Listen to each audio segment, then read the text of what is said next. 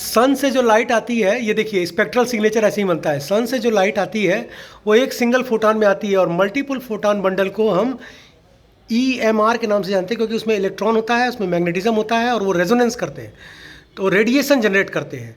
तो ये सारी क्वालिटी होने के अब चूंकि सन से जो लाइट चलती है वो वेव में चलती है, इसके लिए इलेक्ट्रोमैग्नेटिक वेव कहा जाता है। पूरे अर्थ पर देखिए ये विबग्योर की तरह से सूरज का 7वां घोड़ा ऋग्वेद में लिखा है, सूरज के 7 घोड़े, 7 घोड़े का रथ क्या है, वो एक सिम्बॉलिक रिप्रेजेंटेशन है कि अर्थ के पास 7 कलर्स हैं और यही 7 कलर्स आज विज्ञान इसको देख रहा है। ये इसी पर स्पेक्ट्रम पर नोबेल मिला था जब उन्होंने ये क्वेश्चन पूछा कि जो है आपका आसमान से जब लाइट पड़ रही है तो समुंदर नीला क्यों दिख रहा है, इसी रेजोनेंस पर नोबेल मिल गया था उनको।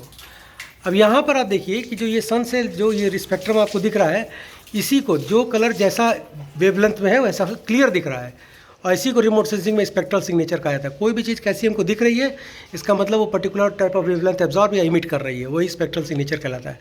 और यही स्पेक्ट्रम बैंड है अर्थ का, विबग्योर के फॉर्म में है पूरा का पूरा। और ऐसे ही पूरा ये पूरे अर्थ के चारों ओर हमारे रहता है हमेशा। जैसा लाइट पड़ती है जो वेवलेंथ जिससे टकराएगी वो कलर उस वहाँ से शो करने लगता है। जैसे कल हम देख रहे थे रेड मून, मून रेड नहीं हो गया, वहाँ की सनलाइट का जो रेजोनेंस है उसके कारण वो रेड हो गया, वो कलर स्पेक्ट्रम रेड में चला गया। इसीलिए इसको कहते हैं कि ब्लू मून, रेड मून करके आता है। देख रहे हैं, यही है स्पेक्ट्रम। ये देखिए, यही सवाल पूछने पर CV रमन को नोबेल प्राइज़ मिल गया कि क्यों समुंदर नीला दिख रहा है, ड्यू टू रेजोनेंस। एकदम स्पष्ट आप देखिए, कलर डिफ्रेंसिएशन आपको दिख रहा होगा, विबग्योर दिख रहा है। और ये चीज़ जानते हैं 14,500 साल पहले ऋग्वेद में इसकी वर्णन मिलता है। 14,500 BC में ऋग्वेद में ये चीज़ लिखी गई है कि सूरज के पास 7 घोड़े थे। 7 घोड़े से एक रथ नहीं हाँका जा सकता, पर ये कोड जो है ये बताता है कि ये विबग्योर 7 ही है। और इसी पे सारा रिमोट सेंसिंग काम करता है, पूरा का पूरा ऑटोसिंथेसिस, फोटोसिंथेसिस जो भी है, सब लाइफ है, सब सारे के सारे। स्कॉन्डगर वेव पढ़ लो, वेव पार्टिकल ड्यूरेलिटी नेचर पढ़ लो, कुछ भी पढ़ लो, इसमें आपको यही देखने को मिलेगा, यही 7 कलर्स।